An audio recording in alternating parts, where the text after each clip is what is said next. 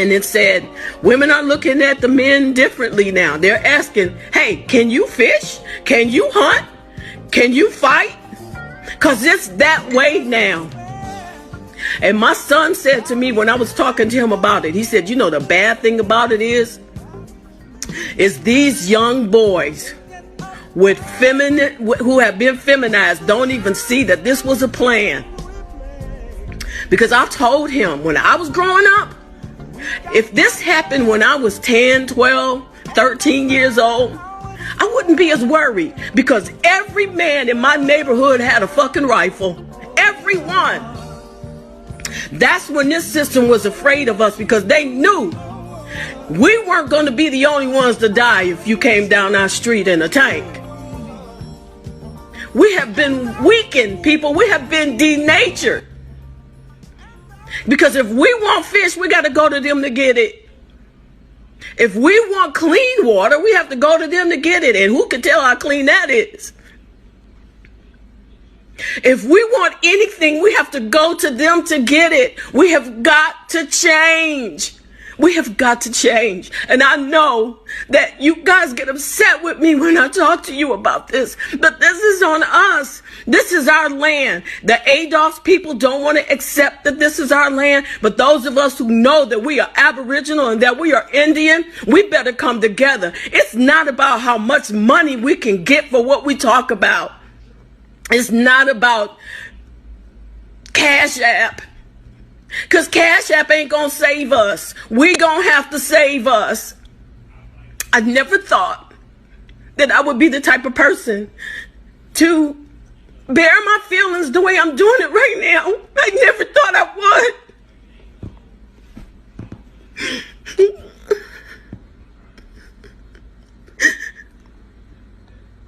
But what about our babies and our grandchildren? What about them? Because even if we survive this, they won't. 10 years from now, they got another plan. This ain't the only plan.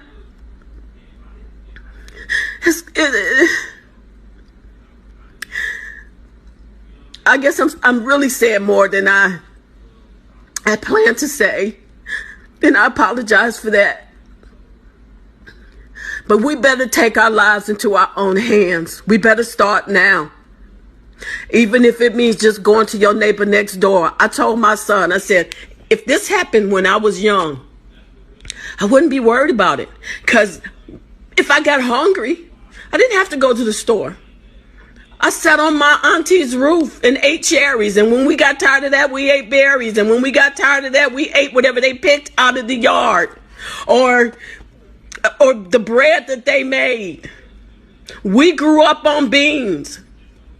We grew up on good food until they told us we were poor. We weren't poor. I didn't live in the ghetto. Our streets were clean. We believe everything they tell us about us. And then we turn to them to help, ask them to fix us so that we can be what they want us to be, so that we can look like what they want us to look like in their eyes. Let me tell you something. We better learn. We better get it. Another thing I said to my son, and then I'm going to get off. I'm not going to bore you with too much more of this, but I'm really concerned about the fact that we don't even know what real water tastes like. At least my children don't, and I bet yours don't either. Having foreigners on our land is a very serious issue. And let me tell you why. Some time ago, I went camping. And I was telling this white lady, I said, you know, I will never forget this time when there was water running down from the rocks. We went to that little stream, cupped our hands, and we drank the water. And she said to me, it didn't make you sick? No, it didn't. And it wasn't supposed to. You know why? Because my DNA is from this land. This landmass. So when I go to another country and I'm dealing with the DNA of that landmass, The water will make me sick. You got to understand that your DNA is in this land. You're a copper, so is this land. People, just try and get it. Do some research. Go back into your family history and start finding out where you came from. Because if you are from Africa, then you need to be on that landmass. But if you're from here, you need to work to figure out how we can get our land back. How we can come together as a people. Because if we don't, we're done for. We are. And I know that other people don't say it out loud like this because they're scared. Well, let me tell you something. As brave as I usually am, I'm scared. I'm scared for us because we got to get it. We've got to see it.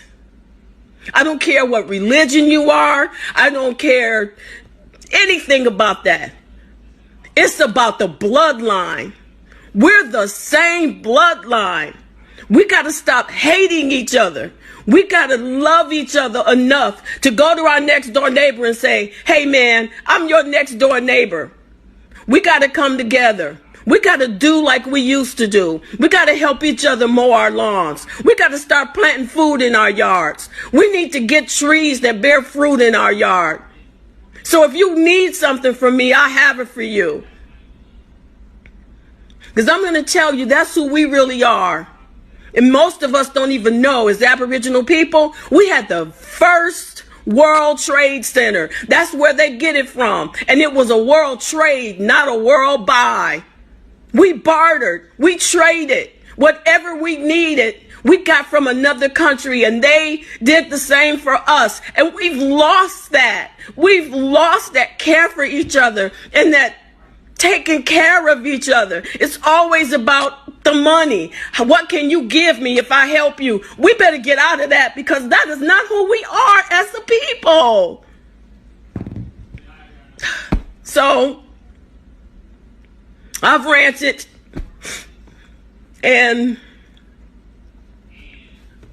forgive me for that.